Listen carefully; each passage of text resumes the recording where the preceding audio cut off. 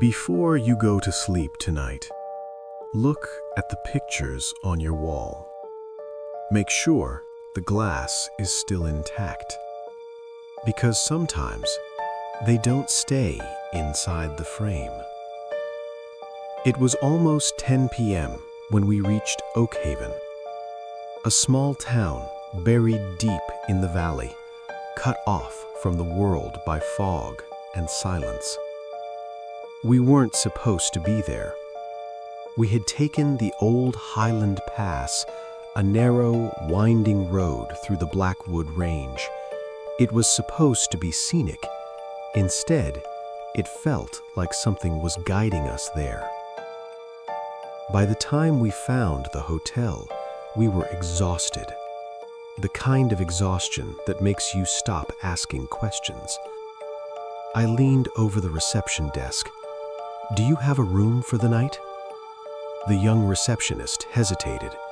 He exchanged a quick, uneasy glance with his coworker. "Let me check, sir."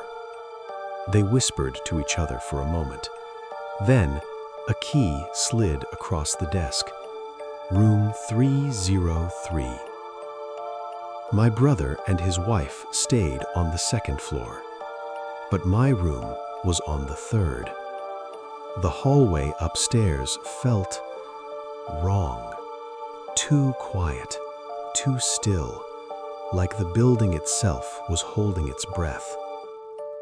I had just stepped into my room when, thud, a heavy sound echoed through the hallway.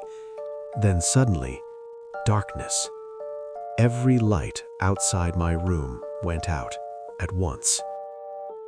But inside, my lights were still on. I stood there, frozen in the doorway, the hallway beyond me swallowed in complete black. Using my phone's flashlight, I found the breaker switch and flipped it. The lights flickered back to life, buzzing like angry insects. "Old wiring," I muttered, but something didn't feel right. That's when I noticed it. A portrait on the wall.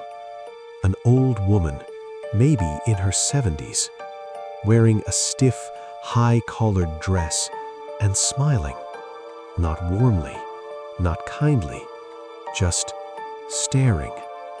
The glass covering the frame was shattered, but not inward. The shards were bent outwards, like something had tried to escape. I called the front desk. "The glass in my room is broken. It's dangerous." There was a pause. Then the voice replied, cold, flat. "Don't touch it, sir. Just stay in bed and ignore it. You'll be fine until morning." I didn't like that answer, but I was too tired to argue. So I turned off the lights and lay down, and somehow I fell asleep. Then I heard it. Scritch, scritch, a sharp scraping sound like glass being cut. Ting, scritch. My eyes snapped open. I turned on the lamp. Silence. But something else moved. Inside the closet, the wooden hangers were swaying back and forth. Clack, clack, clack. There was no wind, no air, nothing that could move them. Then, suddenly, the TV exploded into static. A deafening white noise filled the room, louder and louder. I jumped out of bed and ripped the cord from the wall. Silence. Heavy, unnatural. And that's when I looked at the portrait again. She had moved. The old woman, her head tilted at an impossible angle, her smile wider now. Her hands were reaching out of the frame, thin, gray, wrong. She was picking up the broken shards of glass and placing them into her mouth. Crunch, crunch. the sound of her teeth grinding glass. I couldn't breathe.